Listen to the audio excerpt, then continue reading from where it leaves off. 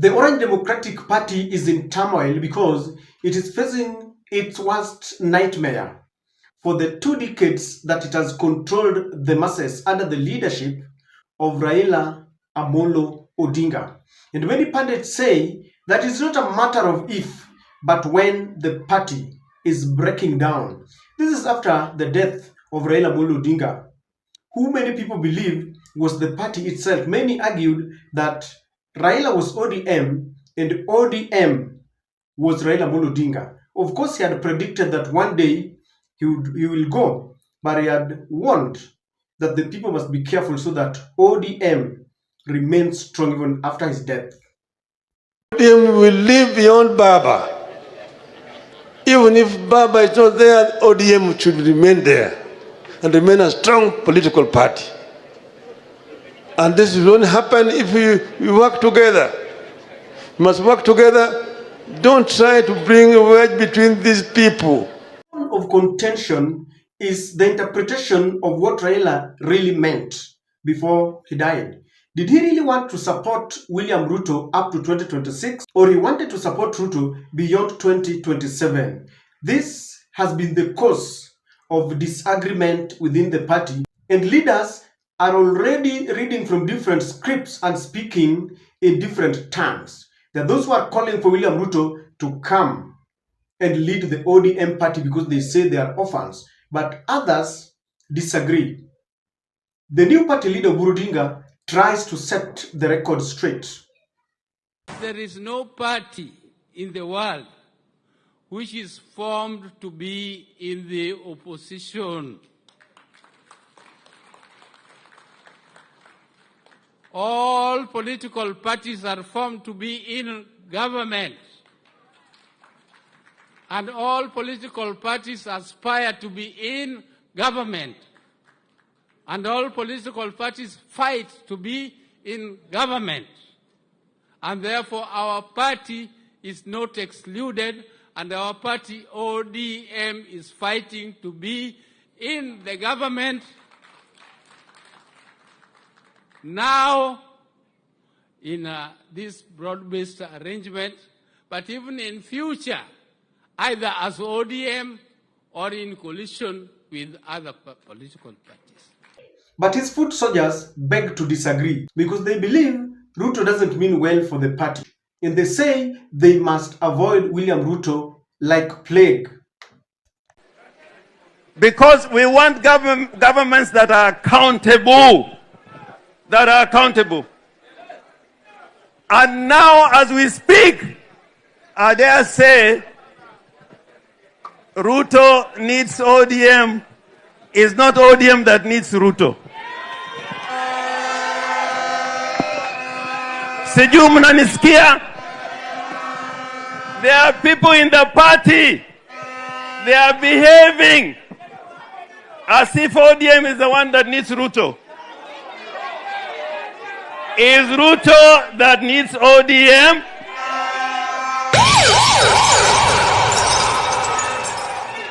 Kwa sababu ameshindwa. Tell me, if in 2027 you make Ruto the president, where does that leave ODM? So tense is the situation that other leaders have resorted to threats, and they are saying, kama noma ni noma. Msifikirie mtoto kafara. Nawaambia, msifikirie mtoto kafara. Msifikirie mtoto chambo. Sisi wengine na mwetu ni moto. Ukileta taleta, ukija tunakuja, ukitukudia tunakuja, ukileta noma noma, ukileta mbaya. Tuelewane namna hiyo. I did not sacrifice my life for nothing to follow the party ODM. Jamani, nataka niwaambie, mimi sijawahi kufuata mtu mwingine. Mimi sijawahi kufuata chama kingine. In my 20s, I joined a movement that was led by Raila Amolo Odinga. And none, let me say it here today. Mkinifukuza nitawafukuza.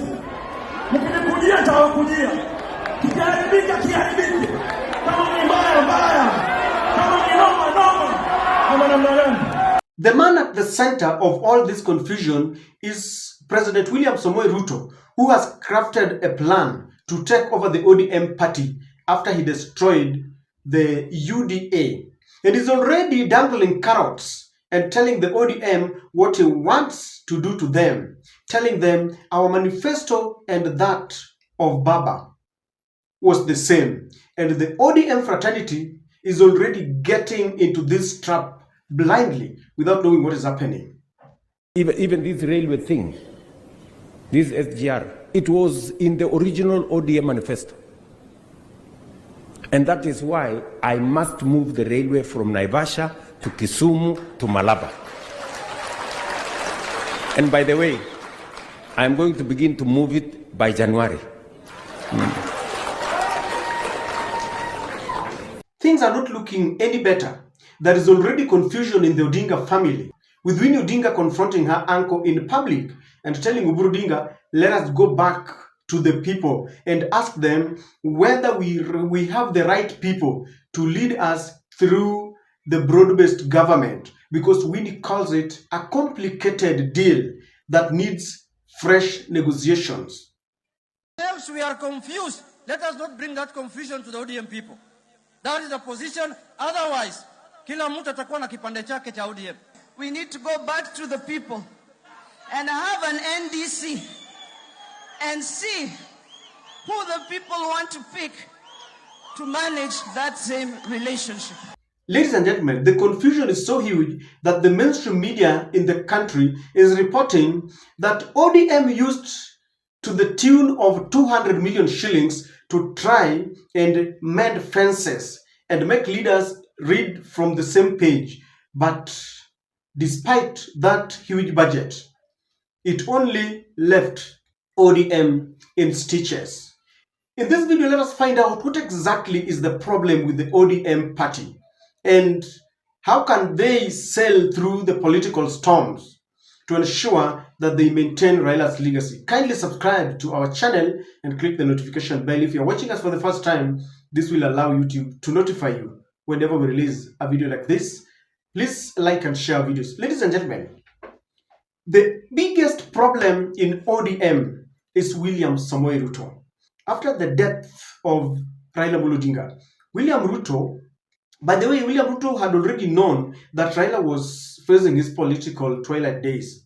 And many argue that Raila's age and his condition would have made it very easy for any person who wanted to clear him so that it could be blamed on age. I don't want to go there because the family stated that he collapsed.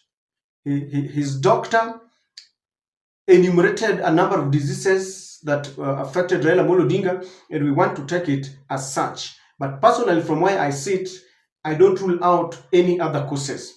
So William Ruto brought Raila close to him. So after Raila's death, he gave Raila a state burial. And with that, that was the first dangling carrot after all the ministerial positions that he gave to Raila Odinga. Now, William Ruto realized that there was a vacuum after the death of Raila, and he sought to occupy that vacuum. And he has charged people, especially those who are already with certain positions, parliamentary committees, ministerial positions, and they are yapping and ranting and reading Riot Act to anyone who would want to question the deal between ODM and the UDA. Of course, we understand there was a 10-point agenda, and Sifuna says he was the gatekeeper who had the key to the 10-point agenda, and he's evaluating one by one to see whether William Ruto is obeying his part of the bargain. And when you look at the killings, because at the top of everything was that this government must respect human rights. And Sifuna disagrees. He says the government has not obeyed his part of the bargain. So William Ruto is the biggest problem. He's got people within the ODM who are now forcing ODM to follow William Ruto. In fact, they are inviting him.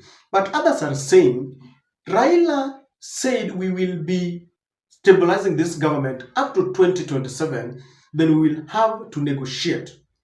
Now, many people understand that William Ruto might not be very genuine, because if there is one brutal, cunning politician, is William Ruto. William Ruto only feared Raila Bondo Odinga. In fact, with the broad-based government, it was only Raila who was able to be in charge and check whether things were going the correct way. With all these other people who have been given this mandate, they are there to destroy the party. So the first thing that the ODM party must do, they must identify their problem. The problem is William Samoei Ruto. ODM must keep away the president from their affairs and ensure that if they have to sit down and maybe try to understand whether they want to support William Ruto up to 2027 or beyond, William Ruto and his agents must keep off from the party affairs, and they should agree on one accord, because many people are saying, Niliambiwa, Raila told me, Raila visited me, Raila called me. All those are allegations. We were not there. If there is something that Raila said in broad daylight in front of cameras, was that ODM will sponsor a presidential candidate, and that was it. In fact, after that, many believe that was the cause of Raila's death, because someone was not happy that Raila was still going to contest.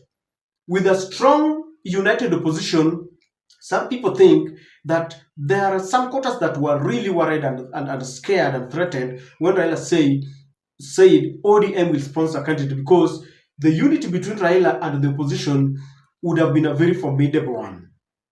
So they must keep Ruto at bay as they try to resolve their internal affairs. They must also understand that they are in the government by their rights. Those people like Joho and Opio and I, they are Kenyans and they qualify.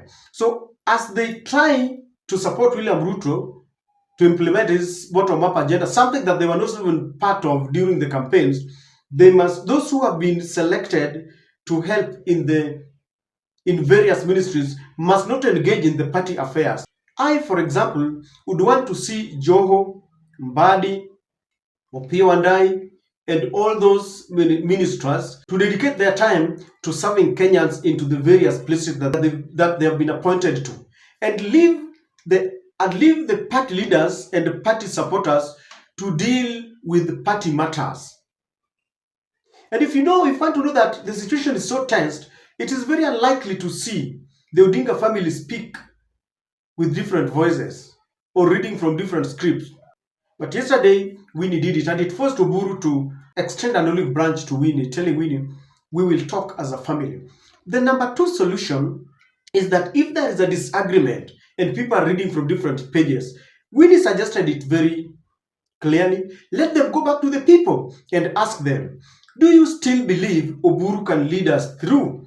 Can he take us to Canaan? Do you trust people like Opio and I to be speaking on behalf of the party? Do you trust the officials as they are? Do you trust Sifuna, Gladys Wanga, Ososi, Simbarati, Abdul Swamad? Do you trust the leadership as it is? And let the NDC decide moving forward. The problem with the delegates is that they will follow what those officials want. But I think Winnie was very right when she suggested that they go back to the people. Let them go back to the values of the ODM and what Raila stood for, because that is the only way. If they keep on embracing William Ruto in the party is destroyed, because that is what William Ruto has done to the UDA. If they are not careful, Junet has threatened that ODM will break into pieces, and each and every person will have his or her fair share of the ODM. That will be the end of the ODM, and William Ruto shall have managed to annihilate the ODM party. As he promised to take Raila to Bondo, he shall have achieved his dream. I don't know what to think, but that is my take.